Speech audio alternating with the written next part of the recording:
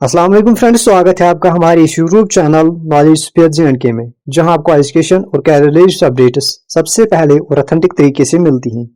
आज हम बात करते हैं एक अहम सवाल के बारे में, क्या यूनिवर्सिटी ऑफ कश्मीर वाकई paper out of syllabus set करती है?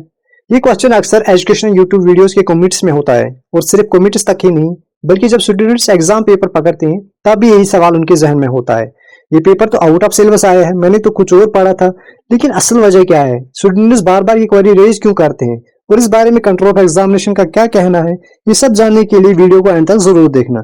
चैनल पर नए हैं, चैनल को सब्सक्राइब कीजिए, वीडियो को लाइक एंड शेयर जरूर करना।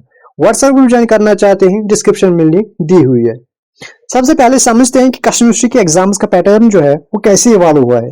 अगर आपको याद हो, पहले सीबीएसई की आता था, यानी चॉइस बेस्ड क्रेडिट सिस्टम होता था, उसमें ऑब्जेक्टिव टाइप क्वेश्चंस होते थे। उसके बाद डिस्क्रिप्टिव टाइप पैटर्न इंट्रोड्यूस किया गया।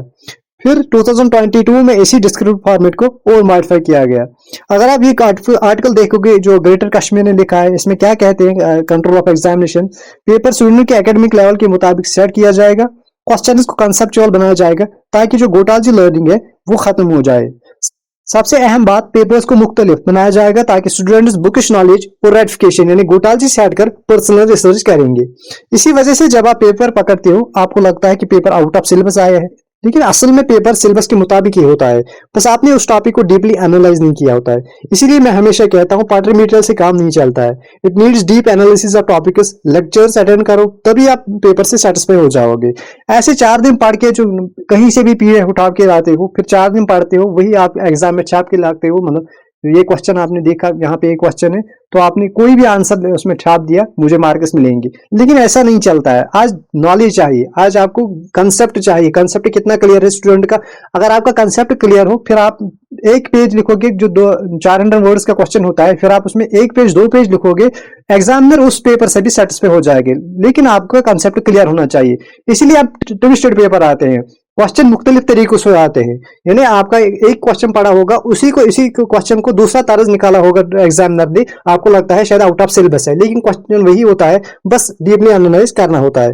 अब जब एक बार कंट्रोल ऑफ एग्जामिनेशन को इंटरव्यू के दौरान ये सवाल पूछा गया कि पेपर आउट ऑफ सिलेबस आया था, तो उन्होंने क्या कहा, ये सुनिए। देखिए, there is a standard operating procedure in such cases. If students allege that paper was out of syllabus, we send it to an expert committee.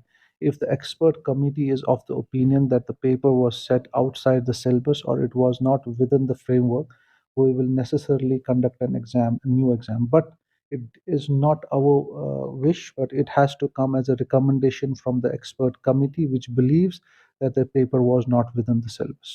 If it is so, we will ensure, I ensure on behalf of the institution that if it is so that the paper was not within the syllabus, then we will conduct exams afresh. ये था असल जवाब उस सवाल का जो हर student के जहन में होता है, क्या कश्मीर यूनिवर्सिटी वाकई out of syllabus paper set करती है? आपने सुना कि पेपर सेटिंग का प्रोसेस कैसे इवॉल्व हुआ और कंट्रोल ऑफ एग्जामिनेशन का क्या कहना है। अब बात आप पर है, क्या आपको लगता है नए एग्जाम मॉडल से ये मसला सॉल्व हो जाएगा, या फिर आपके पर्सनल एक्सपीरियंस कुछ और कहते हैं? अपनी राय जरूर कमेंट्स में शेयर करें। अगर वीडियो इन्फॉर्मेटिव लगी तो वीडियो को लाइक एंड शेयर जरूर करना, चैनल को सब्सक्राइब कीजिए। मिलते हैं अगले वीडियो में, तब तक के लिए अल्लाह हाफिज।